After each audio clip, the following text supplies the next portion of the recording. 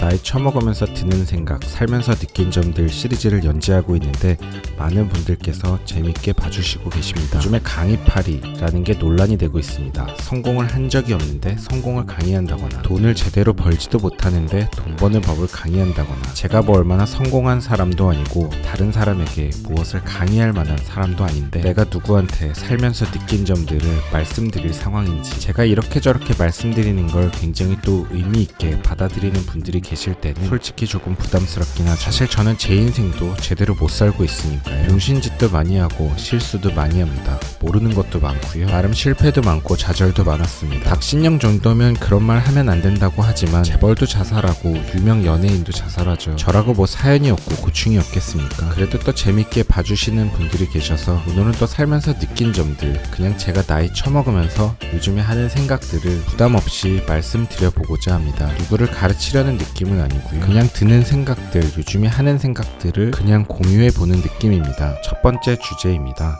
공부는 집에서 되지 않는다. 제가 뭐 공부를 엄청나게 잘했던 건 아니고 저보다 공부를 잘했던 사람이 워낙 많기 때문에 저도 뭐 그렇게 못했던 건 아니지만 그래도 36cm, 7cm 나이 개쳐먹으면서 지금까지 느끼는 건 집에서 공부를 하려고 시도를 해서 성공한 적이 거의 없다는 겁니다. 저는 집에서 공부가 안 됩니다. 1시간을 보든 2시간을 보든 나가서 공부를 해야 그래도 한자라도 책을 보고 옵니다. 저처럼 공부를 그래도 좀 했다는 사람도 실제로 의지는 굉장히 약합니다. 요즘에 카공족에 대한 여론이 좋지는 않은데 카페라도 나가서 1시간이라도 공부를 하면 집에서 아예 안 한 것보단 훨씬 낫다는 생각이고요. 요즘은 시간 단위로 쓰는 독서실도 괜찮습니다. 과기대의 수학과 교수님이 된 김연응이도, 포항공대 수학과 나와서 박사딴 박정음이도 저와 함께 포항 영일대 해수욕장 탐앤탐스에서 공부했던 친구들입니다. 집에 있으면 잠만 처자니까요 뭐. 세월은 많이 흘렀고 다들 잘 살고 있는지 모르겠습니다. 인스타를 보면 다들 엄청 행복하게 사는 것 같은데 저만 제일 잘 못 살고 있는 것 같은데, 심지어 여기 또 유튜브에서 성공했다고 지켜 세워주는 친구들, 식선비라 광고비를 받지 않으니 들이는 시간 대비 소득은 별로 없고 거기다 바이탈뽕까지 맞아서 사람 살리는 일을 하겠다고 하고 있으니 나는 정말 바이탈만 열심히 했는데 감옥에 갈지도. 세 번째 주제입니다. 돈이 없어서 죽진 않지만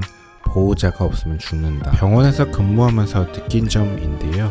돈이 많은 사람이나 없는 사람이나 한국 사회에서 병원의 처치는 상당히 평준화되어 있는 편입니다. 의료 보험 시스템이 있고 그도 안 되면 급여 환자는 더 혜택을 많이 받고 산정 특례를 받으면 본인 부담금은 5%밖에 되지 않는다는 사실. 간병비가 부담되면 통합병동에서 간병 없이 처치를 받기도 하고, 처방을 내는 의사 입장에서도 환자의 소셜 이코노미 스테이처스에 따라서 처치와 진단 과정이 바뀌진 않습니다. 솔직하게 보호자가 없으면 결국에 오래 살지는 못하는 것 같고요. 질환이 매우 나쁘고 고약한 질환이더라도 러블리 패밀리의 서포트가 있으면 훨씬 더 예후가 좋은 것 같습니다. 결국 인간 사회도 와일드 라이프이고 약해졌을 때 보호자가 없으면 안타깝지만 자연의 세계에서 오래 살기는 어렵습니다. 슬프지만 어쩔 수는 없죠. 살면서 느낀 점, 세 번째 주제는 의사가 되고 나서 가장 좋다고 생각하는 점인데요. 질환이 진단되고 나면 그 질환의 예후에 대해서 알게 되었고, 현대의학에서 해줄 수 있는 게 어떤 것들이 있으며 그런 처치들이 얼마나 실질적으로 도움이 되는지에 대해서